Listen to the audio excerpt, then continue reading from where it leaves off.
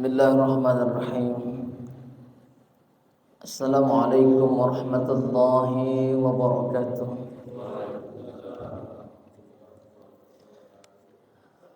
Alhamdulillahilladzi arsala rasulahu bil huda wa dinil haqq liyudhhirahu 'ala ad-dini kulli walau karihal musyrikun. Asyhadu an la ilaha illallah wahdahu la syarika lah wa asyhadu anna sayyidina Muhammadan 'abduhu wa rasuluhu alladzi la nabiyya ba'dahu.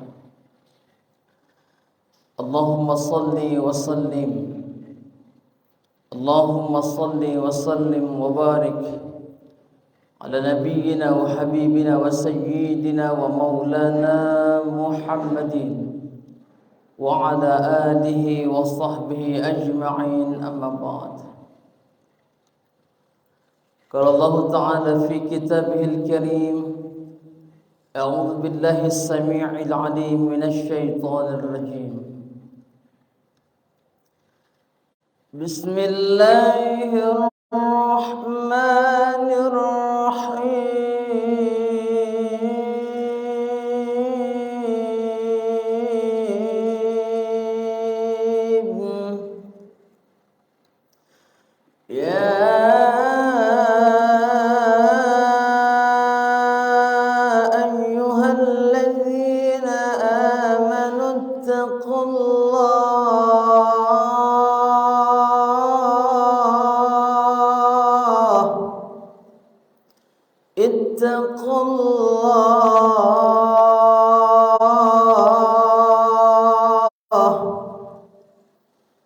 Ittaqullaha haqqa tuqatih wa la tamutunna illa wa antum muslimun.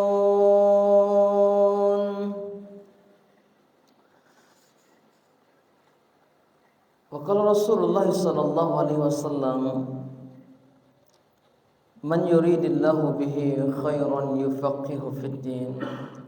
Sadaqallahul azim wa sadaqallahu wa rasuluhu walhamdulillahi rabbil alamin.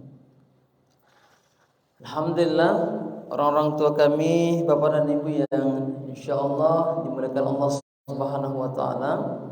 Pertama sekali kita bersyukur kepada Allah Subhanahu wa taala dikarenakan pada pagi hari ini di tahun 2023 Allah Subhanahu wa taala memilih kita ke dalam orang-orang yang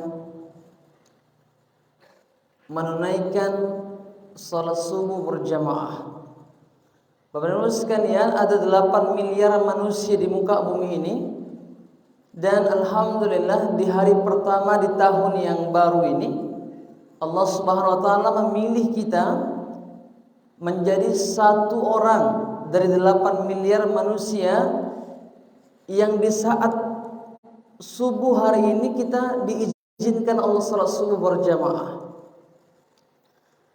Dan di antara 8 miliar manusia Allah izinkan kita termasuk satu orang yang duduk di majlis taklim di awal tahun ini. Orang-orang tua kami sekalian, ada sebuah hadis Rasulullah SAW mengatakan, siapa yang sholat isya berjamaah maka dia sama dengan sholat separuh malam, dan siapa yang sholat subuh berjamaah maka dia sama dengan sholat sunnah sepanjang malam.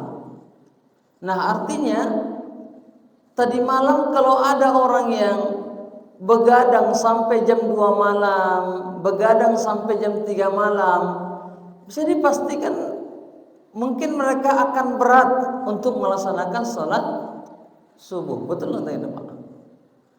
Bahkan tadi sampai saya lewat kemari pun masih ada juga orang yang di situ sampai teriak-teriak dia, sampai nyanyi, nggak puas kayaknya dia tadi malam nyanyi, sampai tadi pun masih teriak-teriak juga dia. Ya, jadi ayat sekalian bunda, yang Allah Subhanahu wa taala, mudah-mudahan dengan kedatangan kita di pagi hari ini menjadi asbab Allah ampunkan dosa-dosa kita di tahun-tahun yang lalu. Kita berselawat kepada Rasulullah sallallahu alaihi wasallam dengan lafaz Allahumma shalli ala sayyidina Muhammad wa ala ali sayyidina Muhammad. Bapak dan Ibu rahmati Allah Subhanahu wa taala, sungguh tadi malam mungkin sudah tak banyak lagi yang melakukannya, tetapi masih ada juga saudara-saudara kita yang mereka seakan-akan memandang Allah itu tidak melihat apa yang mereka lakukan. Rasulullah SAW mengajarkan kepada kita bahwa Allah itu memiliki asmaul husna. Kalau kita berdoa, maka dianjurkan kepada kita agar membawa nama-nama itu. Di antara asmaul husna itu ada Al-Alim, ada Al-Basir, ada Al-Khabir. Nah, tadi malam masih ada di antara saudara-saudara kita yang menjadikan nama-nama Allah ini seakan-akan hilang dari Allah. Masih ada orang-orang yang menganggap bahwasanya Allah itu tak mengetahui apa yang mereka kerjakan. Masih ada orang yang menganggap tadi malam Allah tak melihat apa yang mereka kerjakan. Masih ada yang tadi malam menganggap Allah tidak memiliki Al-Khabir, yang maha teliti dengan sekecil apapun yang mereka lakukan. Maka orang-orang tua kami sekalian, mudah-mudahan kita ini termasuk umat di penghujung zaman ini. Kita tak tahu kapan kiamat itu datang. Pastinya bukan di zaman kita sekarang, karena masih banyak orang-orang yang solih dan solihah. Kiamat itu akan datang ketika memang di muka bumi ini orang sudah tak mengerti lagi bagaimana menyembah Allah. Yang mereka ingat hanya satu kata, yakni Allah, Allah, Allah, itu saja. Tapi perbuatan tak lagi mereka lakukan. Maka saat itulah Allah akan belah itu lagi. Nah, di penghujung zaman ini, mari kita perbanyak berselawat kepada Rasulullah SAW, karena sejak dari Nabi Adam sampai nanti manusia terakhir, semuanya mereka mengharapkan syafaat dari Rasulullah SAW. Dengan memperbanyak selawat, Allahumma shalli ala sayyidina Muhammad wa ala ali sayyidina Muhammad. Baiklah, orang-orang kami sekalian, pada pagi hari ini saya ingin menyambung yang saya sampaikan di Jumat yang kemarin, yakni ternyata Bapak dan Ibu sekalian, di muka bumi ini, ya, di muka bumi ini sudah pernah terjadi ada seorang yang kaya raya membawa hartanya ke sebuah negeri dan dia berniat hendak membagikan hartanya itu. Dia datang, contohnya ada orang dari Jakarta datang ke Sumatera Utara ini. Dia membawa harta nih dari Jakarta, tujuannya membagi-bagikan harta nih, membagi-bagikan harta. Tapi ternyata setelah sampai dia di Sumatera Utara ini, tak satu pun orang Sumatera yang berhak mendapatkan harta lagi dari dia. Karena mengapa? Ternyata di Sumatera Utara itu seluruhnya orang sudah menjadi orang yang berkecukupan dan tak berhak lagi menerima zakat. Itu sudah pernah terjadi di muka bumi ini. Itu pada masa siapa itu, Pak? Pada masa siapa itu? Sudah pernah terjadi di muka bumi ini. Serigala dan kambing itu mereka makan bersama di padang rumput. Serigala dan kambing berkumpul bersama di sebuah tempat tanpa saling menyakiti. Itu sudah pernah terjadi di muka bumi ini. Pada masa siapa itu? Itulah Bapak dan Ibu sekalian, terjadi pada masa Khalifah Umar bin Abdul Aziz. Siapa dia itu? Umar bin Abdul Aziz ini nasabnya sampai kepada Umar bin Khattab radhiyallahu anhu. Di dalam sejarah itu kan kita kenal hanya ada 4 khalifah. Pertama ada Khalifah Abu Bakar As-Siddiq radhiyallahu an. Yang kedua ada Khalifah Umar bin Khattab radhiyallahu an. Yang ketiga ada Khalifah Utsman bin Affan radhiyallahu an. Yang keempat adalah Khalifah Utsman bin Affan radhiyallahu an. Tapi Imam Abu Daud di dalam musnadnya, di dalam kitab hadisnya, dia mengatakan Khalifah Umar Islam itu ada 5. Yang terakhir adalah Umar bin Abdul Aziz bin Marwan. Nah, siapa dia ini? Umar bin Khattab itu punya anak namanya Asim. Asim ini seorang pemuda yang soleh. Suatu hari Umar bin Khattab melihat anaknya ini, anak kandungnya ini sudah layak menikah. Maka dia tanya sama anaknya, Asim, kamu mau menikah? Mendengar itu, Asim pun menundukkan kepalanya. Dia pun bilang mau menikah. Bapak kalau ditanya, Bapak mau menikah? Bapak jawab apa? Ya, mau menikah?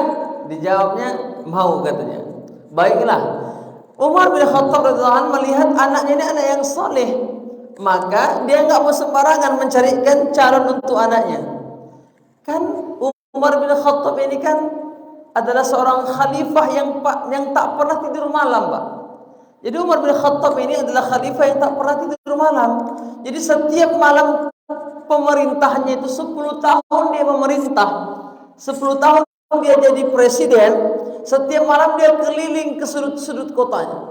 Keliling dia bersama Aslam namanya, seorang pemuda yang menjadi, kalau sekarang kita bilang ajudan Umar bin Khattab. Keliling mereka setiap malam. Sampailah di sebuah sudut kota.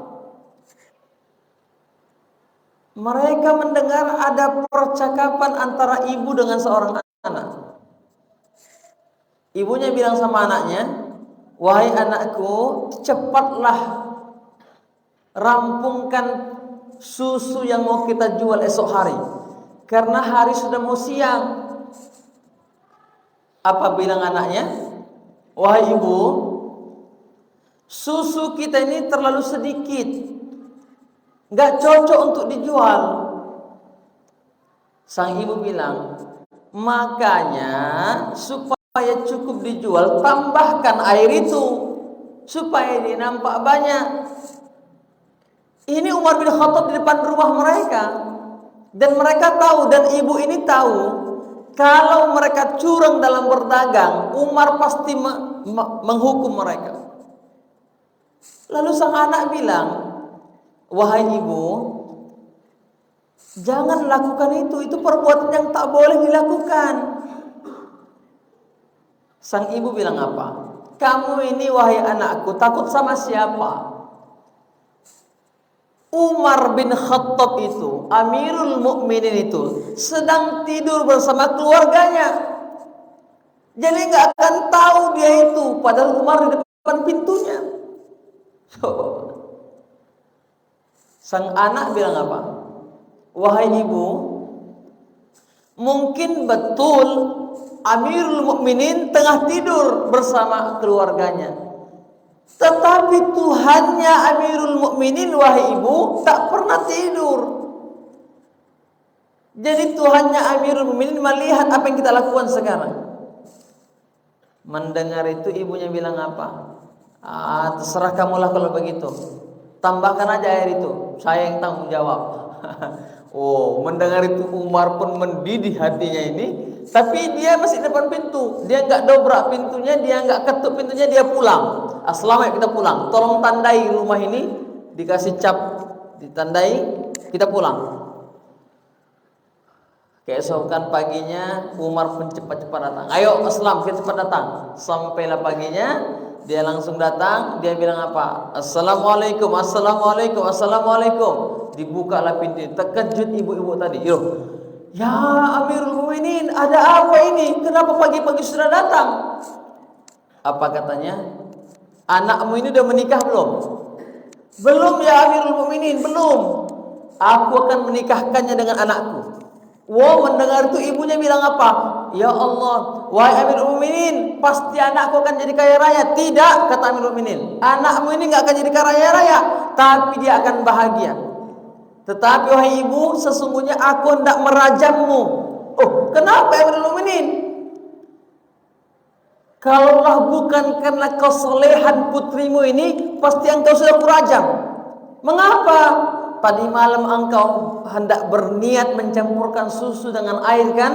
Kau jual ke pasar kan? Mendengar itu ibu itu sadis sok luar biasa. Astagfirullah ya Amirul Mukminin, astagfirullah, maafkan aku ya Amirul Mukminin, maafkan aku. Iya, aku maafkan. Kalau bukan karena putrimu yang soleh, pasti engkau telah kurajam. Nah akhirnya Umar bin Khattab bilang apa? Wahai Asim, inilah yang akan menjadi istrimu, wanita yang solehah, yang aku tak tahu ada lagi perempuan seperti ini di tengah-tengah kita. Kira-kira Pak, ada nggak sekarang anak gadis yang jujur seperti itu Pak? Masih ada nggak kira-kira? Putri-putri kita insya Allah ya. Jadi mudah sekalian, Asim ini menikah dengan putri ini tadi. Setelah mereka menikah, mereka punya anak namanya Ummu Asim. Nah, jadi Umar bin Khattab punya anak namanya Asim. Asim menikah punya anak namanya Ummu Asim. Ummu Asim ini menikah dengan yang namanya Marwan bin Abdul Malik. Nah, mereka punya anak namanya Umar bin Abdul Aziz. Nah, itu dia Pak. Jadi itu nasabnya sampai kepada Umar bin Khattab. Ketika Umar bin Khattab masih jadi khalifah, dia pernah mengatakan, nanti akan ada dari keturunanku ini, kata Umar bin Khattab, yang wajahnya ditendang binatang, maka nanti kalau dia itu besar, dia akan menjadi pemimpin yang menyebarkan keadilan di muka bumi. Betul. Jadi ketika ayahnya Umar bin Abdul Aziz ini jadi gubernur jenderal di Mesir, tiba-tiba anak kecil ini, Umar ini, ditendang binatang berdarah. Ketika menghapuskan darah itu, apa kata ayahnya Marwan ini? Kalaulah engkau yang dimaksud Umar bin Khattab, kakekmu, maka engkau akan menyebarkan keadilan di muka bumi ini.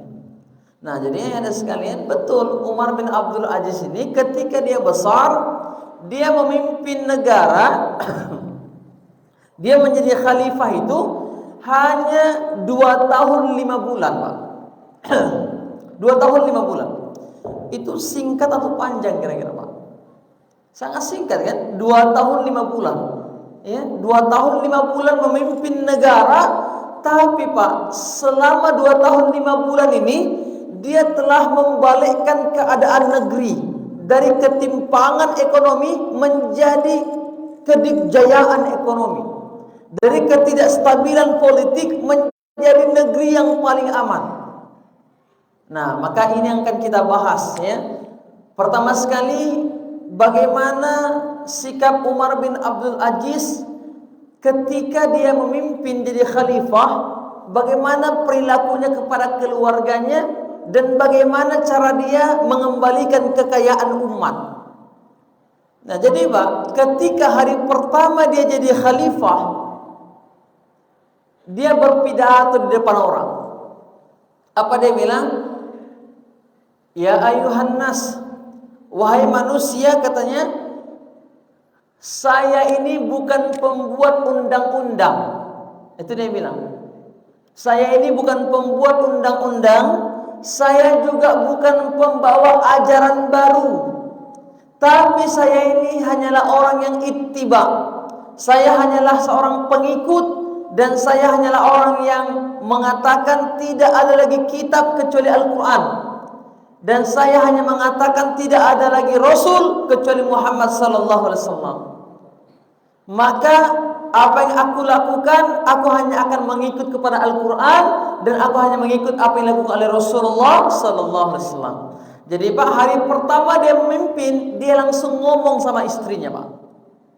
Istrinya kebetulan punya kalung emas, Pak. Kalung emas yang besar. Apa dia bilang? Wahai istriku, sekarang aku memberikan pilihan kepadamu.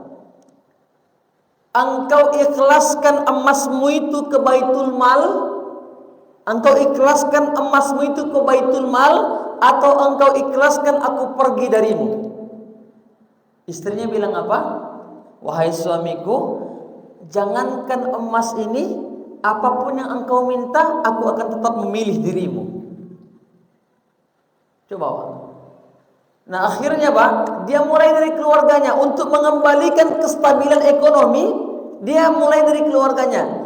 Dia ambil harta-harta keluarganya ini yang dia pandang seluruh harta keturunan Marwan. Marwan ini kan mantan gubernur. Jadi seluruh harta-harta mereka ini dia anggap harta yang tidak halal, Pak. Jadi dia, keluarga pejabat ini, dia pandang harta-harta mereka, Pak, tak halal. Maka dia bilang, harta-harta kalian ini cenderung tidak halal. Maka saya ambil kembali, saya kembalikan ke Baitul Mal. Kira-kira Pak, ada nggak pemimpin kayak gitu ya? Dia punya keluarga, lalu dia tahu selama ini ketika dia memimpin, dia terus memberikan harta pada keluarganya. Dia berikan harta. Ternyata harta itu dia bilang ini tidak halal. Kita senang, rakyat kita menderita, dia bilang. Sekarang ini Pak, banyak orang ketika menjabat kesempatan, ya kan? Dia punya keluarga, kok bisa semuanya menikah waktu itu? Supaya apa? Supaya dia bisa menggunakan uang-uang yang lain untuk pembiayaan-pembiayaan. Umar bin Abdul Aziz ini tidak. Ketika dia jadi khalifah malam pertama, dia kumpulkan keluarganya, dia bilang begitu. Akhirnya Pak, banyak orang juga ketika dia jadi pemimpin, ada orang datang bawa hadiah banyak. Datang orang kepadanya, disuguhkan kepadanya. Ada yang bawa makanan. Tiba-tiba ini sahabat-sahabat Umar bin Abdul Aziz melihat dia nggak mau makan ini makanan. Jadi ditanya sama sahabatnya ini, wahai Umar, engkau ini sebenarnya ngikut siapa? Kenapa rupanya? Ini banyak orang datang bawa hadiah kepadamu, tapi engkau tak mau makan. Bukankah Rasulullah SAW itu menerima hadiah? Memang Rasul tak makan sedekah, tapi mereka kan bilang ini hadiah bukan sedekah. Apa kata Umar bin Abdul Aziz? Kamu tahu nggak? Rasulullah SAW itu orang-orang datang bawa hadiah itu betul. Tetapi sekarang kata dia, orang-orang datang kepadaku sekarang ini, mereka bukan bawa hadiah, mereka bawa sogoan. Itu dia bilang. Jadi kalau ku makan sogoan ini, itu menunjukkan mereka kepingin sesuatu dariku. Makanya ku pulangkan, ku antarkan ke Baitul Mal. Datang Pak orang bawa kendaraan yang bagus-bagus. Wahai Amirul Mukminin, ini aku punya kuda, ini aku punya kendaraan, untukmu gunakanlah ini. Apa kata Umar bin Abdul Aziz? Bawa semuanya ke Baitul Mal, jual ke pasar, uangnya masukkan ke Baitul Mal. Itu Pak perilaku Umar bin Abdul Aziz. Nah, Umar bin Abdul Aziz ini juga seorang yang tidak suka berfoya-foya Pak. Tapi setelah dia jadi khalifah ya, pernah satu ketika wali kota Madinah meminta kepadanya, wahai khalifah, sesungguhnya kertas di kantor kami ini sudah habis. Jadi kami butuh biaya untuk membeli kertas. Dibalas sama Umar bin Abdul Aziz, wahai Pak Wali Kota, runcingkan penamu itu, runcingkan mata pensilmu itu untuk menulis supaya dia bisa menulis lebih rapat, lebih kecil, dan itu menunjukkan engkau orang yang bersyukur kepada Allah.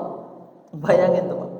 Jadi wali kotanya minta uang untuk beli kertas kepadanya, karena katanya kertas wali kota mau habis, dia balas, runcingkan aja pensilmu itu supaya engkau bisa menulis lebih kecil. Nah selain itu Umar bin Abdul Aziz ini Pak adalah orang yang setiap malam itu kawan-kawan dia kan para ulama. Ketika para ulama datang kepadanya, dia minta nasihat kepada para ulama. Ulama bilang apa? Sesungguhnya wahai Umar, kamilah yang minta nasihat kepadamu. Akhirnya Pak, mereka sama-sama saling menasihati, mereka menangis sama-sama.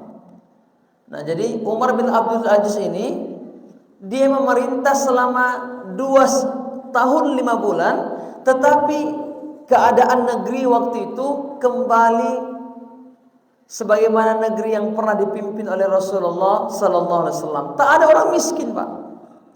Tak ada orang miskin. Tetapi Pak, umur pemimpinannya itu gak panjang. Dia wafat tak sampai umur 40 tahun, Pak. Nah, jadi dia ini dilahirkan ada 2 pendapat. Pertama, Imam As-Suyuti mengatakan dia dilahirkan di Mesir karena mengingat bapaknya gubernur jenderal Mesir. Tahunnya juga berbeda. Ada yang mengatakan tahun 59 Hijriah, ada mengatakan tahun 61 Hijriah, ada mengatakan tahun 63 Hijriah. Tetapi ada profesor di belakangan ini namanya Profesor Dr. Abdul Syafi. Dia mengatakan Umar bin Abdul Aziz ini lahir di Madinah Al-Munawwarah karena memang mengingat keluarganya semuanya tinggal di Madinah. Tetapi biasalah itu sejarah berbeda pendapat. Tapi yang paling harus kita contoh darinya ada 3 pesan terakhirnya kepada kita.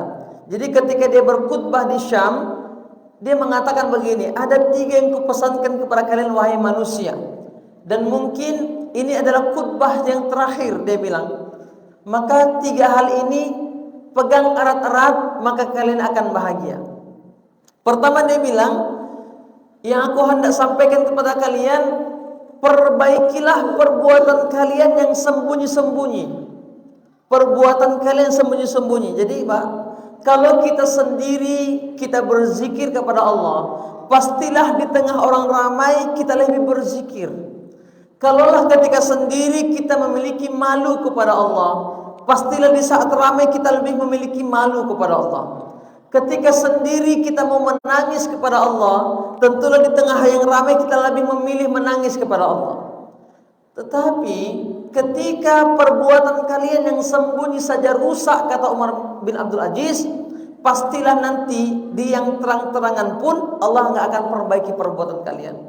Tentu ini Bapak Ibu sekalian berhubungan dengan pesan Allah dan Al-Quran surah yang kedua ayat 77. Apa kata Allah?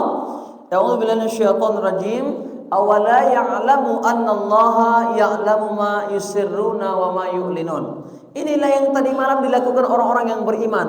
Orang-orang yang beriman tadi malam mereka lebih memilih tidur di rumahnya, ya, duduk bersama keluarganya daripada mereka ikut keluar sana hanya untuk menghambur-hamburkan uang. Tadi malam banyak orang-orang yang mungkin mereka juga Islam, walaupun mungkin pandangannya berbeda. Mereka mengatakan ini kan tahun baru. Iya, tapi kan dominasinya itu berbeda. Dominasinya itu ada orang tadi malam yang rela menghabiskan makan sampai 2 juta, menghabiskan makan sampai 3 juta dengan alasan bahwasanya ini pergantian tahun. Nah, padahal nanti Pak ada tahun baru kita, ada tahun baru Islam. Orang nggak mau menghabiskan uang 3 juta mengundang anak yatim, mengundang fakir miskin, kan nggak mau kita. Kenapa malam ini kita rela menghabiskan makan sepiring 500.000, makan sepiring 1 juta? Padahal nanti kita ada tahun baru kita, masing-masing kita menahan, tak mau mengeluarkan uang. Nah, inilah menunjukkan bahwa kita menganggap Allah itu tak mengetahui yang kita lakukan. Padahal Allah katakan awala ya'lamu annallaha ya'lamu ma yusirruna wa ma yu'linun. Bukankah kalian mengetahui sesungguhnya Allah mengetahui perbuatan kalian yang tersembunyi maupun yang terang-terangan. Maka Umar bin Abdul Aziz mengatakan, perbaikilah perilaku kalian yang tersembunyi, maka Allah akan perbaiki perilaku kalian yang terang-terangan. Ini Pak, kalau kita amalkan ini, maka bahagialah kita. Ketika kita sendiri, mengapa orang mau korupsi? Karena mungkin dia merasa Allah tak tahu yang dia lakukan. Mengapa orang mau mengurangi timbangan? Karena mungkin dia merasa Allah tak tahu yang dia lakukan. Mengapa orang mau curang dalam berbisnis? Mengapa orang mau curang dalam berdagang? Mengapa orang mau curang dalam melakukan hal-hal yang lain? Mungkin dia karena dia merasa Allah tak tahu apa yang dia lakukan. Nah, maka orang yang beriman tahun 2023 ini kita mesti merubah. Karena mengapa? Kemarin itu kan Piala Dunia, orang memuji-muji Jepang. Oh, lihat tuh Jepang begini, Jepang begini. Sebenarnya itu hanya menampar muka kita. Kitalah seharusnya pemilik akhlak yang mulia. Kitalah harusnya pemilik karakter yang mulia, tapi kita campakkan. Karena mengapa? Kita menganggap kalau saya lurus-lurus saja nggak ada untungnya. Begitu. Kan? Nah, yang kedua, pesan Umar bin Abdul Aziz kepada kita, perbaiki akhiratmu, maka dunia akan mengejarmu. Ini Pak sekarang dibantah orang. Mana pula katanya, aku udah capek kok ngerjakan akhirat tapi nggak berubah juga hidupku. Begitu kata orang. Udah capek aku ngerjakan akhirat ini tapi nggak berubah juga hidupku. Sampaikan kepadanya, ukuran keberhasilanmu itu bukan karena terletak pada hartamu, tapi ukuran keberhasilanmu itu adalah ketika memang engkau ketika hidup di muka bumi ini, engkau ikhlas, engkau itu ridho dengan ketentuan Allah Subhanahu wa taala. Makanya kata Allah, inna akramakum indallahi atqakum. Yang paling mulia di tengah-tengah kalian itu adalah orang yang paling mulia akhlaknya. Miskin dia, tapi dia dekat kepada Allah dan dia tabah menjalani itu. Kalau memang sudah bukan lagi waktu dia di dunia ini, Allah wafatkan dia. Tapi Pak, terkadang sekarang inilah kita kalau hidup di zaman materialistik. Tuhan manusia sekarang Pak sudah materi. Orang melihat materinya banyak, orang pun tunduk-tunduk sama dia. Itu faktanya sekarang begitu. Ketika ada orang yang dia lihat miskin, orang layas, orang sombong sama dia.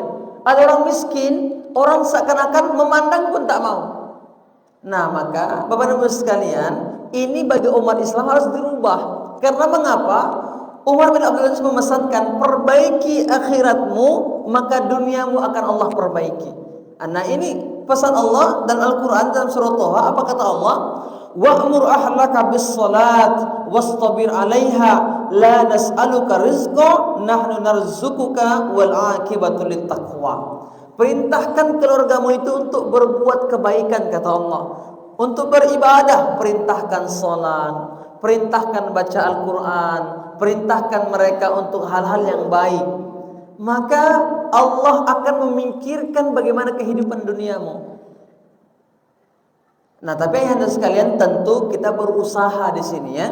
Bukan hanya menunggu, bukan. Tetapi kita beribadah, tapi kita juga berusaha. Maka kata Allah,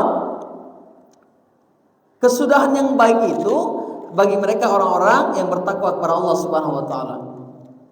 Apakah kalian takut, kata Allah, menjalani hidup ini padahal begitu banyak binatang yang Allah ciptakan, yang mereka ada yang berjalan dengan perut, berjalan dengan dua kaki, berjalan dengan model-model lain. Kata Allah, wa ka'ayyim min dabbatin la tahmilu rizqaha Allahu yarzuquha wa iyyakum wa huwas samiul alim. Berapa banyak binatang yang sebenarnya dalam pandangan manusia mereka tak mampu mengurus hidup mereka. Mereka tak mampu mendapatkan rezeki, tapi ternyata Allah katakan, kamilah yang memberikan rezeki kepada mereka dan juga kepadamu. Maka perbaiki saja bagaimana keadaan akhirat kita, karena sesungguhnya dunia ini sudah Allah jamin, sedangkan akhirat belum Allah jamin.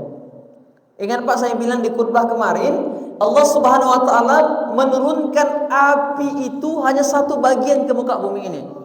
Itulah api yang ada di pabrik-pabrik, itulah api yang membakar besi, membakar emas, itu cuma satu bagian. Padahal kalau dikumpulkan seluruh api itu sudah mampu meluluhlantakkan dunia ini. Ternyata Pak, di akhirat itu ada 69 bagian lagi api yang Allah sediakan untuk mereka orang-orang yang ketika kembali kepada Allah tak mampu membawa persiapan mereka. Dalam hadis itu dikatakan 1000 tahun Allah panaskan api itu berubah menjadi merah. Makanya Pak, kalau ada api sekarang kita lihat, api kompor kita merah atau biru Pak? Hah? Api kompor kita merah atau biru? Merah biru ya. Jadi 1000 tahun Allah panaskan api itu menjadi warna merah. 1000 tahun lagi Allah panaskan api itu menjadi warna putih. 1000 tahun lagi Allah panaskan api itu menjadi warna hitam pekat. Pertanyaannya, tahankah kita ketika kembali ke akhirat tanpa mempersiapkan bekal apapun? Berarti kita akan membiarkan diri kita masuk ke dalam api itu dengan tanpa persiapan. Nauzubillah. Ya. Jadi kata Umar bin Abdul Aziz, perbaiki akhiratmu, maka Allah akan perbaiki duniamu. Yang terakhir, kata Umar bin Abdul Aziz ini, ketahuilah sejak dari Nabi Adam sampai nanti laki-laki terakhir yang hidup. Kan Adam itu laki-laki. Mengapa disebut laki-laki, Pak? Karena memang laki-laki ini biasanya kalau ayahnya kaya, maka dia pewaris hartanya. Dan biasanya pemimpin itu pun adalah laki-laki. Makanya biasanya laki-laki itu orang yang menyombongkan dirinya. Karena mengapa? Dia sombong karena harta, dia sombong karena jabatan, dia sombong karena yang lain-lain. Maka kata Umar bin Abdul Aziz, sampaikan kepada manusia, sesungguhnya sejak dari Nabi Adam sampai nanti laki-laki terakhir, mereka tak punya bapak, tak punya ayah yang menghalangi azal datang pada mereka. Artinya Umar bin Abdul Aziz sedang mengatakan, sesungguhnya kullu man 'alaiha fan. Setiap kita ini pasti akan mengalami yang namanya kematian, kebinasaan. Maka saat kematian itu datang, maka saat itulah tak ada lagi yang bisa menghalangi kita. Kalau bukan ke neraka, maka ke surganya Allah Subhanahu wa taala. Makanya Allah menurunkan ayat terakhir itu adalah surah Al-Baqarah, ya, ayat yang ke-281. 9 hari lagi Rasul mau wafat, Allah turunkan ayat ini. Apa kata Allah? Wattaqu yawman turja'una fihi ila Allah, summa tuwaffa kullu nafsin ma kasabat wa hum la yuzlamun. Kata Allah, peliharalah dirimu, takutlah kamu akan hari ketika kamu dikembalikan kepada Allah, yang pada hari itu seluruh perbuatanmu akan Allah balas dengan sempurna. Makanya Pak Umar bin Abdul Aziz itu apa dia bilang? Ketika aku tahu bohong itu merugikan diriku dan juga orang lain, maka aku tak pernah lagi berbohong sejak itu. Itu kata Umar bin Abdul Aziz. Makanya Pak, setelah Nabi ada namanya orang-orang siddiqin. Jadi nanti di akhirat yang paling tinggi itu derajatnya Nabi. Dan kita ini tidak mungkin jadi Nabi Pak. Tapi kita bisa derajat di bawahnya. Apa itu siddiqin? Kita bisa jadi orang yang jujur. Tapi berat Pak memang. Satu-satunya perilaku berat di muka bumi ini jujur. Jujur dalam hal apa? Bukan hanya dalam perkataan, tapi juga perbuatan. Kita lihat ada orang yang salah dalam menjalankan pemerintahannya. Harusnya kita jujur nih mau mengatakan begini. Tapi kan banyak orang memilih tawakuf, memilih diam. Nah ini nggak dikatakan jujur. Jujur itu adalah ketika kita melihat kemungkaran, kita katakan, ini mungkar yang kamu lakukan. Tapi kan nggak banyak melakukan itu Pak. Maka apakah kita mampu jadi orang yang jujur? Wallahu a'lam bishawab. Yang pastinya ayahanda sekalian, pesan terakhir Umar bin Khattab adalah kita ini tak ada yang mampu menghalangi kita dari azal. Maka Allah sampaikan di sini, kullu nafsim ma kasabat wa hum la yuzlamun. Semua kalian akan dibalas dengan sempurna. Kalau kalian orang baik, Allah nggak akan zalimi sedikit pun. Tapi kalau kita juga orang yang tak percaya dengan kebaikan-kebaikan, kita tak percaya dengan adanya akhirat, maka Allah juga akan balas kita dengan sempurna perilaku kita di muka bumi ini. La haula wa la quwwata illa billah. Ya sekalian, inilah yang saya sampaikan pada pagi hari ini kepada kita, yakni di awal tahun ini saya ingin menanamkan kepada kita bahwa kehidupan ke depan Pak mungkin bisa jadi lebih berat atau lebih ringan. Tapi yang pastinya apapun yang akan kita hadapi, kita sudah punya pegangan. Apa itu? Yang kita lakukan hanya 3 tadi. Pertama, kita mesti meyakinkan diri kita dimanapun kita berada, Allah melihat kita. 1. Dimanapun kita berada, Allah melihat kita. Mau kita di tengah laut, di tengah hutan, di tengah gunung, dimanapun kita, Allah melihat kita. Dan apapun keadaan kita, Allah Maha mengetahui itu. Yang kedua, kita mesti memastikan bahwa yang paling utama kita perbaiki adalah kesiapan akhirat kita. Karena mengapa? Kematian itu tak punya WA dia, Pak. Yang namanya apa itu? Persiapan akhirat itu tak punya WA dia. Kalau dia punya WA, mungkin kita bisa siapkan diri kita sekarang, nanti malam kita wafat. Masalahnya tak ada. Maka kapan saja pun persiapan akhirat kita. Yang terakhir, kematian pasti datang. Maka banyak-banyaklah kita melakukan perilaku baik. Demikian saja, mudah-mudahan bermanfaat. Hadanallahu wa iyyakum ajmain. Subhanakallahumma wa bihamdika asyhadu an la ilaha illa anta astaghfiruka wa atubu ilaik. Sebelum itu Pak, ada mau ditanya? Atau langsung doa? Doa? Baik ya, astagfirullah.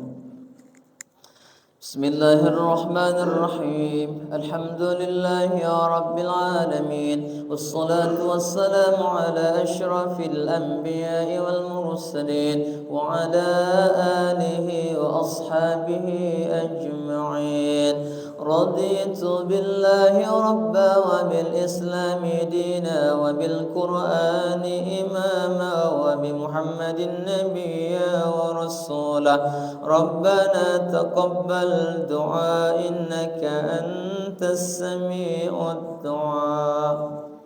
Ya Allah, setelah bermajlis ya Rabb, kami dadahkan tangan kepada Engkau. Sungguh kami berharap Allah ampunkan dosa kami ya Allah, dosa kedua orang tua kami yang telah membesarkan dan melahirkan kami ya Allah. Ya Rabbana, jika orang tua kami telah wafat ya Allah, bahagiakan mereka di akhirat-Mu ya Rabb. Jika mereka masih hidup ya Allah, maka mudahkan urusan mereka di dunia wal akhirat. Ya Rabbana, kami telah sampai di tahun yang baru ya Rabbana, tahun 2023 yang ke depan ya Rabb. Jadikan kami orang yang semakin cinta kepada Engkau ya Rabb, orang semakin dekat dengan Al-Quran ya Allah.